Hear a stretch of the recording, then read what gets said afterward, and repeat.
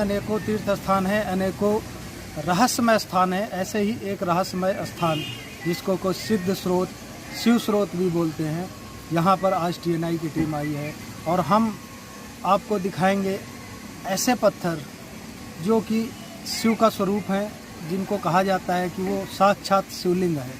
और इस स्रोत से जितने पत्थर निकलते हैं वो शिवलिंग के रूप में निकलते हैं और यहाँ के निकले हुए पत्थर को शिवलिंग ही माना जाता है।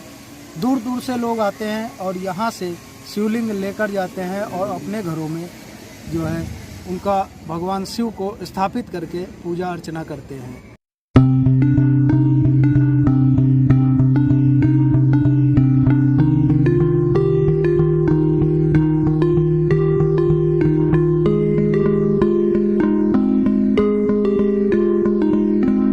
ये समझिए हमारे यहाँ जितनी भी सभ्यताएं हैं वो जल के नजदीक ही हमेशा पनपी हैं।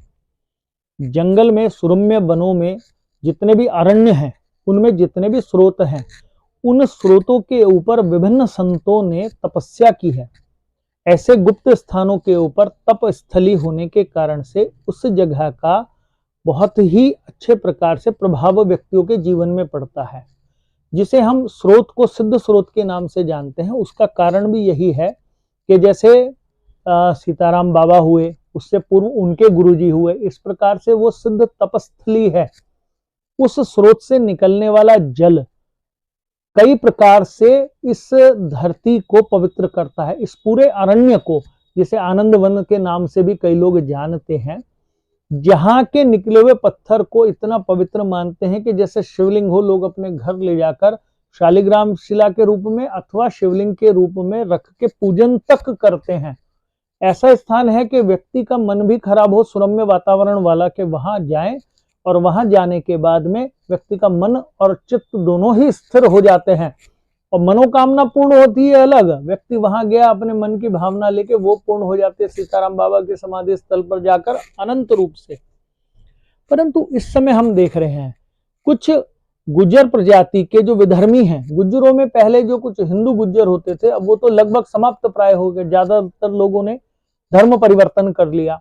अब उन लोगों ने वहां पर अपने स्थान बना लिए और वो इस स्थान की पवित्रता को नष्ट कर रहे हैं अपने जीवन शैली से। सबसे बड़ी बात यह है कि वो चाहे या ना चाहे, उनके जीवन शैली से उनके गिरने वाले पशुओं की गंदगी हो गई अथवा उन लोगों के अपने निजी जीवन के प्रयोग करने के लिए उस स्रोत की गरिमा को भी और स्रोत के स्रोत को भी निर्माल्य डालकर बंद किया जा रहा है।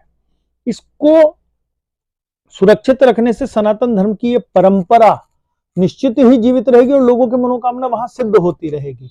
वो स्थान पे आप जाते ही अनुभव करने लगते हैं कि उस स्थान के प्रभाव से आपके मन में जितने विकार हैं वो दूर हो गए हैं।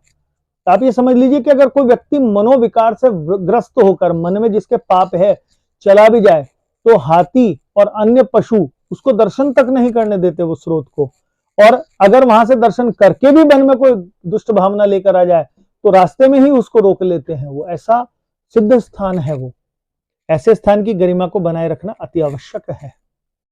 सिद्धपीठ स्थान सिरसौद, जो हरिद्वार से लगभग 9 किलोमीटर है और मैं आज से नहीं करीब लगभग 40 साल से वहां जाता हूं। जब गुरुजी वहां थे, जब गुरुजी ने अपना शरीर समाधि ली, मैं जब भी कहा था, वहां की एक अनमोल रचना है जो अमृत वर्षा, एक जो कहते हैं आध्यात्मिक ज्ञान, एक महाज्ञान, वो सिरसौद है।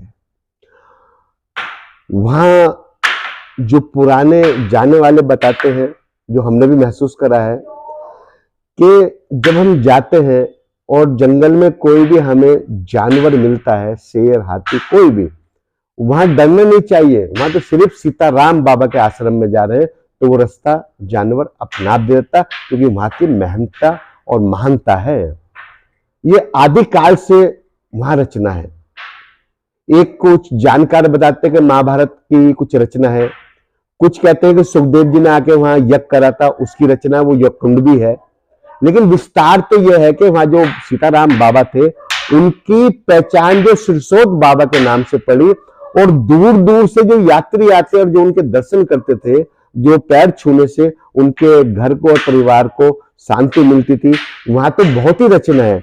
जिसका व्यापार नहीं चलता था वो सिरसौद जाकर महाराज जी के चरणों में आशीर्वाद और भभूति लेकर अपने आते माथा टेक के आते थे, क्योंकि उनके घर का परिवार भी चलता था और कारोबार भी चलता था, वंश भी चलता था। ये मान्यता है। वहां चाहे जितना पानी आए, बरसात में फुल पानी आता है, जब बाबा के नाम से वहां कोई गाड़ी निकलती है तो गाड़ी का रास्ता अपना आप मिल जाता है। ऐसी गंगा जी की धारा है वहां।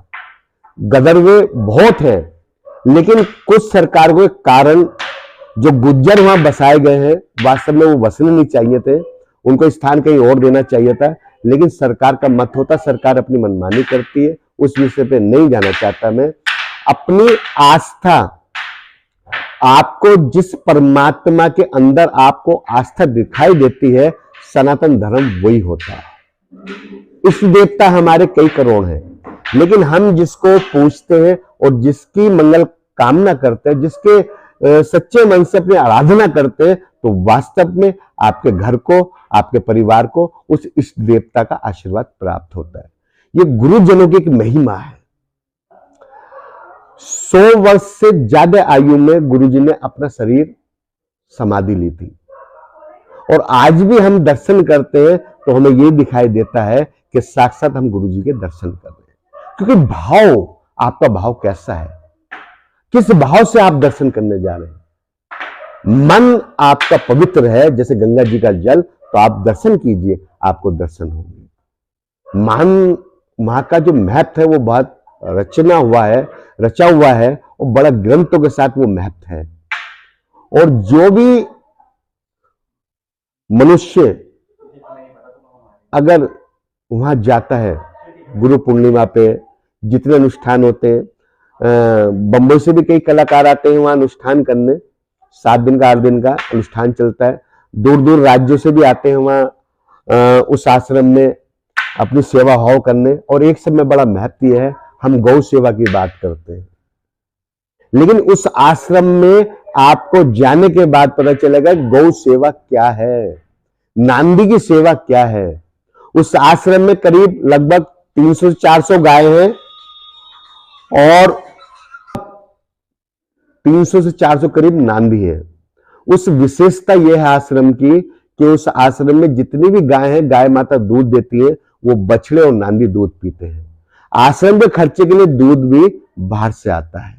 तो ये महिमा है। वहां पता चलता है कि वास्तव में गौ की सेवा क्या है और नांदी महाराज की सेवा क्या है। आप सत्कर्म करिए, क्योंकि कलयुग का प्रधान है कर्म। आप कर्म कीजिए, फल की इच्छा मत ग्रहण करिए कि मुझे फल कब मिलेगा। आप कर्म कीजिए, फल तो मिलेगा। आने वाली आपकी पीढ़ी, जो युवक पीढ़ी, उनको फल मिलेगा। आपको फल अगले जन्म में भी फल मिल सकता है। ये तो सात्विक है, सत्य वचन है, इस पे आप ग्रहण कीजिए। और सिरसौद बाबा जी की तो महिमा बहुत निराली है। मैं उनके विषय में वर्णन करना भी अपनी वाणी को ऐसा लगता है जैसे सूर्य को एक दिया दिखाने के बाद। जय जय सीताराम, जय जय सीताराम।